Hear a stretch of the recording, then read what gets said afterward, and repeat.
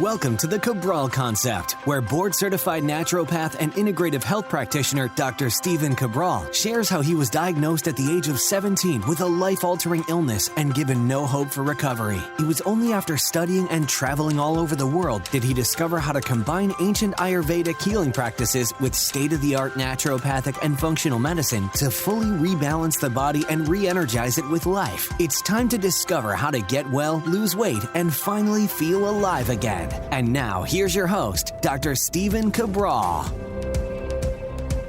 Hi, everyone, and welcome back. We're here today with episode 2014.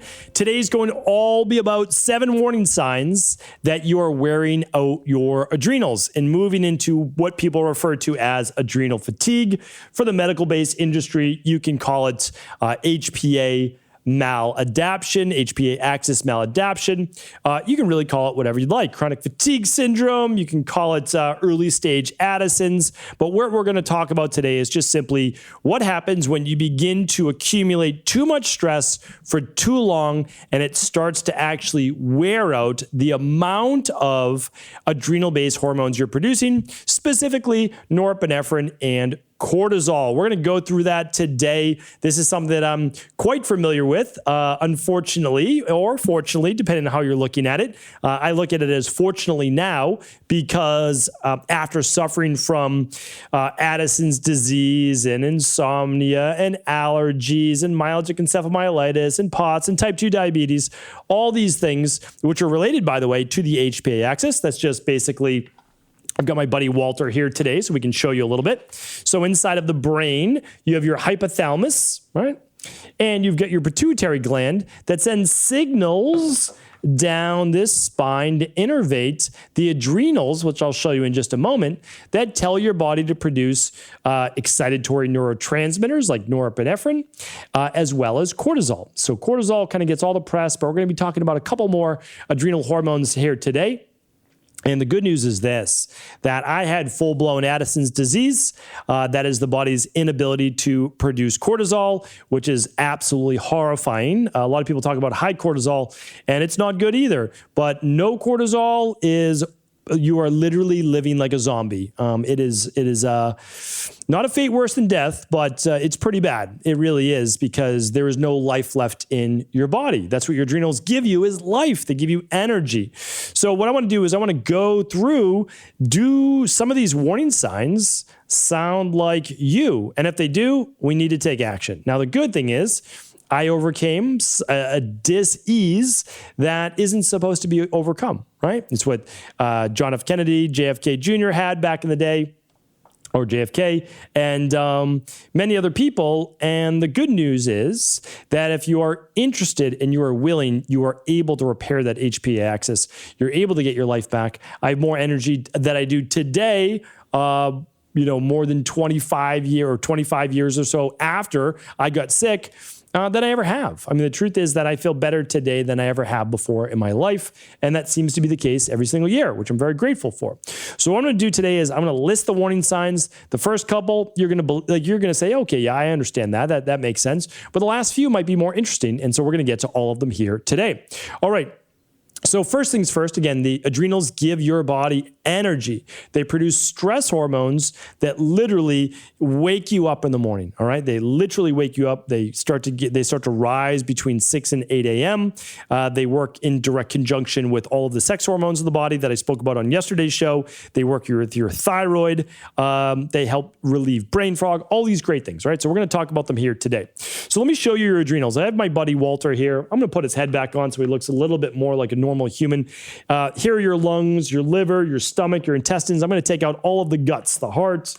I'm going to take out the liver right now. If you're watching this on video, I'm taking out the pancreas, stomach actually, and I'm taking out the intestines right here.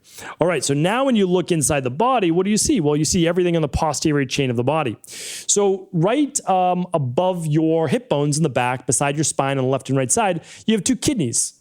Okay, that's these right here. These are your kidneys, right? They filter the blood. They're going to eventually produce urine into the bladder down here. But on top of the kidneys, you can actually see these strange, bumpy, walnut-looking pyramids. kind of see that back there if you're watching that on video. And what these do is they sit right on top of your kidneys. They produce those stress hormones, all right? So that's what we're talking about. Back of the kidneys, you'll probably never feel them, but that's where they are located, all right? So we'll keep my buddy Walter here beside me for the video. But what we're going to do is go over this first warning sign. The first warning sign is fatigue. But I know you're probably saying, well, yeah, I get it. You're probably going to be tired if you're suffering from adrenal-based issues. But I want to qualify this a little bit better because it goes deeper than that. Fatigue can be imbalanced hormones. Like women during the luteal phase of their cycle can get tired if their estrogen high is their progesterone low. Men and women can be tired. 1 out of 8 women, it's more like 1 out of 5 will have thyroid issues. 1 out of 10 men, thyroid issues. That can make you tired as well, right? But that's in direct conjunction with what your adrenals doing. But some people, believe it or not, like me, I was tired all day, yet I couldn't sleep at night. I was wired, right? So I was tired during the day and wired at night. Another true sign of adrenal-based issues. So fatigue, it's one of those warning signs that you're going to want to take a look at that. I'll talk about an at-home test that you can do, simple saliva test if you're interested. Okay, the second one is brain fog. A lot of people say, well, you know, the adrenals make you tired, but they also cause cloudy thinking, fuzzy thinking. I remember I got Addison's disease my senior year of high school. And sitting for the SATs was absolutely miserable. I would get hot flashes, literally couldn't control body temperature, thermogenesis, couldn't control hormones. I had brain fog. I would just sit there, have to reread the same question 3 times. And I did pretty well in school. And it wasn't that I wasn't, that I didn't typically take tests well. I typically took tests well. But when your body is literally exhausted, full body exhaustion, it affects the mind as well. You have dysregulated blood sugar, which is part of the brain fog. So I was suffering from highs and lows in blood sugar. My blood sugar would get high, and then it would drop super low into hypoglycemia, where my blood sugar would drop into the 50s. And I would start to sweat. My heart would start to race. And it was absolutely awful. And I would just, again, I couldn't think about anything except trying to get sugar and carbs because I needed to raise my blood sugar. And then I would just eat processed food, and then I would spike my blood sugar, and then it would just drop down a couple hours later. It was not good. We'll put it this way. Now, the good news is we know how to help people today, right? But 25 years ago, we didn't necessarily know how to help people. All right. So that's the second sign. The third sign is low blood pressure. Low blood pressure, super important. And low blood pressure can cause something called POTS, postural orthostatic tachycardia syndrome. I was diagnosed with that as well. How do you get diagnosed with it? Well, basically, it's a tilt table test that you do. So what you do is you go into a hospital typically or clinical setting. You can do it right at home. I used to do it in my clinical practice all the time. I'll teach you how to do it at home in 1 second, but for right now, you're typically on a table. You've got an intravenous in case they need to give you saline solution, and you have a blood pressure monitor on. And what they do is they have you seated, or they have you upright because you're strapped in. Then they have you level, and then they take your head below your heart. And what happens is if your heart rate speeds up and your blood pressure really starts to drop, then you're being diagnosed with postural orthostatic tachycardia syndrome. But it's much easier test to evaluate. Now, this is not clinical. This is not a medical diagnosis. But what you can do is, and again, I did this in clinical practice all the time. You have an exam table or just your bed at home. You put your blood pressure monitor on your left arm. You're going to keep the bottom of the cuff, about 1 inch away from the brachial artery, or 1 inch above the breadth of the elbow, the bend in the elbow. And you're going to take your blood pressure just seated. Okay? Pretty easy. That's your baseline. That's your normal blood pressure. Breathe normally. Don't hold your breath. Then you're going to lie down. You're going to put the blood pressure monitor on your stomach. Of course, we're using a digital one, like an Omron that I have at stephencabral.com/resources. And you're going to take your blood pressure. All right. That's fine. But one of the best ways is you're going to then take your blood pressure. You're going to lie down, take your blood pressure. Then you're going to stand up, hit the blood pressure monitor, and take your blood pressure. And if your blood pressure drops from when you go from lying to standing, it's a good sign that you might have postural orthostatic tachycardia syndrome. But we'll talk about that on number 6. But on number 3 here, we're talking about low blood pressure.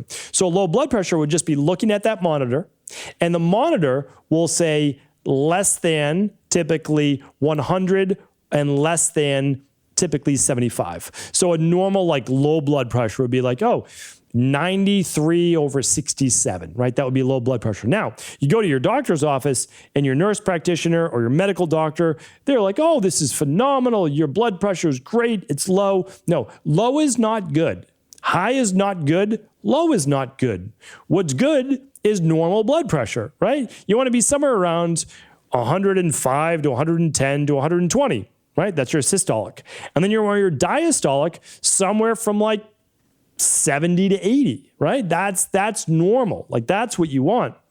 You don't want, of course, 135/85 or 90.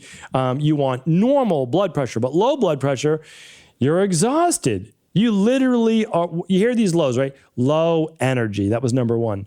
Low cognitive function, brain fog, that's number two. Low blood pressure, that's number three. Blood pressure is needed for get up and go.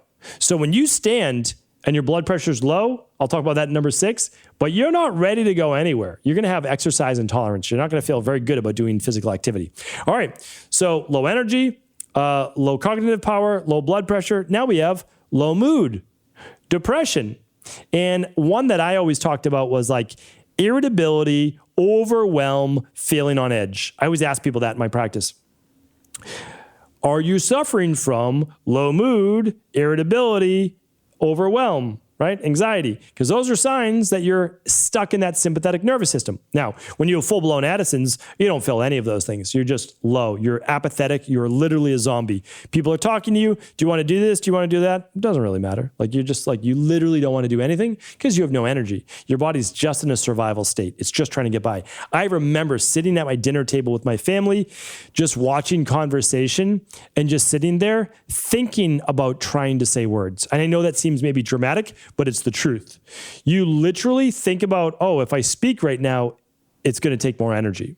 I used to think about my feet moving when I was walking and consciously moving my feet because my body was so tired. Now that's Addison's disease. That's next level. Luckily, luckily less than 1% of people will ever experience that, which is good. We don't want that. But there's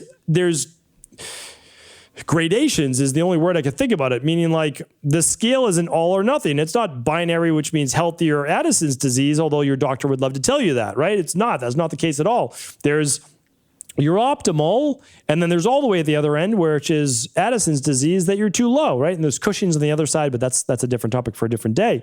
So what we want is optimal, right? And these are all signs that you're not optimal. And again, this can be fixed. Okay, so that is number 4. And now the next low, right? You see a trend here, and the next low is low immunity. All right. So when I had adrenal-based issues, what happened was I was getting sick every 2 weeks during the winter. Recover, get sick. Recover, get sick. Chronic sinus infections, catching every virus, every cold, and having a difficult time actually getting rid of it. It would take weeks. I'd be put on more antibiotics, and I would just recover, and then I would get sick again, and literally I was just living on antibiotics. I got pneumonia 5 out of 6 winters, which is absolutely ridiculous as a young 20-year-old and teenager. I mean, that's absurd at that age to get pneumonia 5 out of 6 winters. But my immune system was depressed, suppressed, both. And that is one, because the adrenals, by producing norepinephrine, actually boost immunity, at least in the short term. Now, chronically, not a good thing, right? Chronically, that's how we end up with low adrenal-based issues, is that you're chronically stressed. So really look at your immune system. All right, number 6 is what I was referring to with that tilt table test. If you lie down and you stand up, or you even go from seated to standing and you get lightheaded, where you start to see stars. Now, the interesting thing is this. I remember all the way back to 7th and 8th grade being lightheaded when I stood. Very interesting. Part of that's hypoglycemia. Part of that's low blood sugar, but all of it relates to the adrenals. All right, kidneys and adrenals, they're linked with blood pressure. Okay, so if you are lightheaded or dizzy upon standing, really important sign that your electrolytes may be off, sodium to potassium. You might crave salt, right? That's part of it with that low blood pressure and the dizziness upon standing. Or you might crave salt and sugar. 2 signs, again, that you're in hypoglycemia, low blood sugar. Not clinical diagnosis, not medical advice, but you can test these things using a glucometer, take a drop of blood, and then use a blood pressure monitor right at home. And again, you can test. So the interesting thing is, okay, what happens when you get low blood sugar or you start to get lightheaded, dizzy, weak?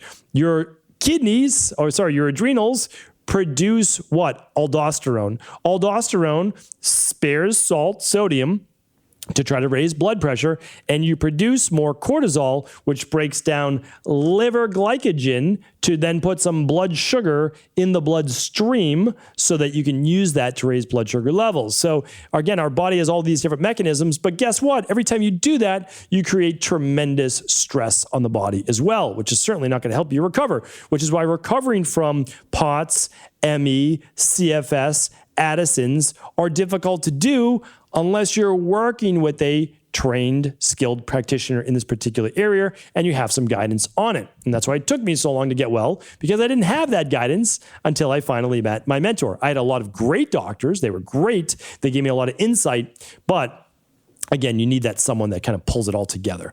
All right, the last one's a little strange. You might say, how does that fit in? But I will explain. Sensitivity to light can be a sign of adrenal issues. And here's why. When you are in more of the sympathetic nervous system, the body opens up those pupils. All right, so you're in a state of stress. Here's what happens. It allows more light in. When more light is allowed into the eye, what happens is it begins to make the eyes more sensitive. It begins to hurt the eyes. You need sunglasses more of the time because you can't regulate those pupils. When you go out in the sun, so a lot of natural health doctors, naturopathic doctors, and others use a little light test in their office. And I did all of these things, of course, in my office. And what I would do is have them close their eyes, normalize their eyes to the regular light in the room. Don't look at the lights. Don't look outside. And I would flash a flashlight in their eye, and I would watch their pupil close. That's normal. Because if your pupil's big, the black part of your eye is your pupil, the colored part's the iris. And I would flash it in their eye, obviously gently, not for an extended period of time. And I would watch their pupil close, which it should.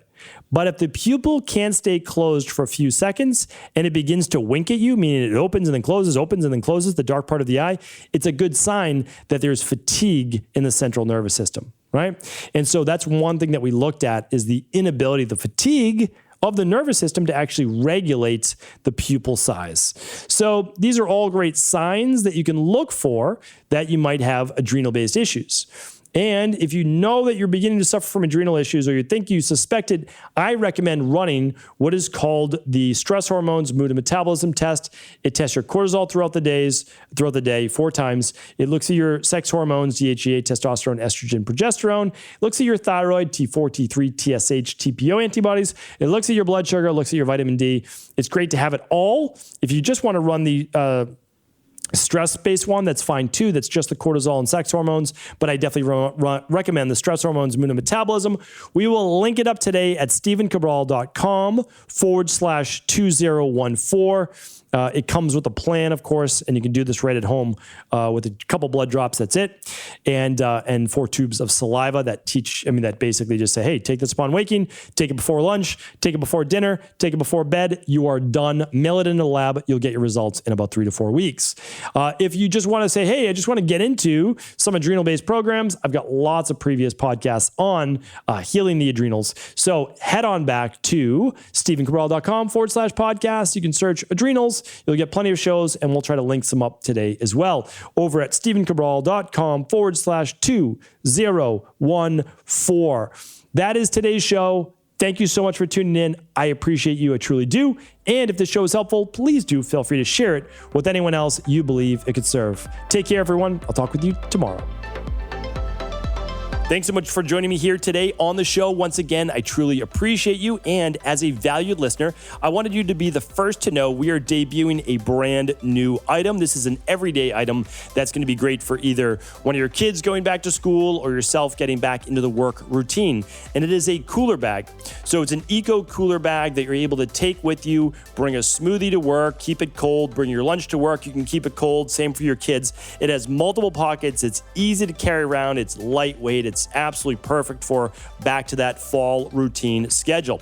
And it's yours completely free. This is a around $25 value. Yours completely free right now on all qualifying orders over at equi.life. That's eco.life. And you can pick out your favorite protocol, your favorite lab, your favorite nutritional supplements, whatever you've been looking to pick up and purchase. And right now, get a free cooler bag shipped to you completely free on all qualifying orders. I hope you enjoy it. Take some photos, tag us on social, and we'd love to see it. Take care, everyone.